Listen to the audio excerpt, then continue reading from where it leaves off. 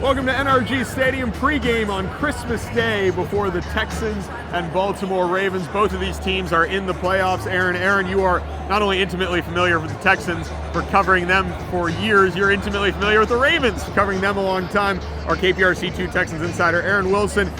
What do you think is going to be the toughest part of this game for the Texans? Stopping Derrick Henry. The way they've been running the football lately with motion away from the run and then having these open gaps for Derrick to run through. And second, Lamar Jackson, very elusive and has a cannon of an arm, and he's just so difficult to sack. And if you pressure him too much, you get up the field and you're not disciplined in your lane and keeping the gaps, he will scoot up the field and he'll run for a touchdown. Yeah, you have an offense that's been playing very well lately. Their defense, first half of the year, the Ravens' defense was not that good. Second half of the year, they have been much better, and with Kamari Lassiter now moving inside to the nickel, you have a lot of Jeffrey Okudah that we're going to see. For me, Rashad Bateman might be the guy that benefits. What are you seeing in that Ravens offense? Yeah, I do think they will attack Jeff Okudah, who had the touchdown he allowed in the Dallas game when he had to play. You look at the way that they do things, they do like to involve other people. You could see Mark Andrews, you could see Rashad Bateman, because they don't like to do the expected. Todd Monken, their offense coordinator, likes to break tendencies, not be predictable, and he's one of the better offense coordinators now. This has been an outstanding fit, and hence Lamar's MVP caliber season.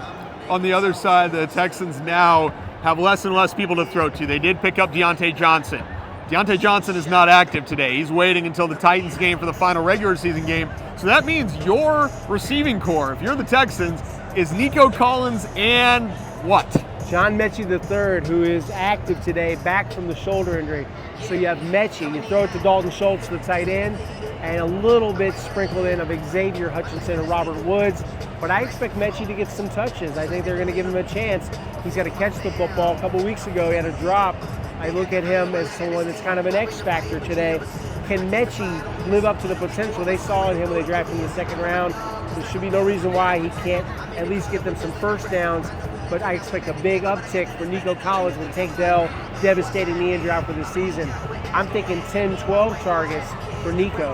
Yeah, we'll see what Nico Collins can do against a Ravens secondary that has been much better in the back half of the season. A tough matchup on Christmas Day for the Houston Texans. Along with our KPRC2 Texans insider, Aaron Wilson, I'm Ari Alexander, pregame here at NRG Stadium.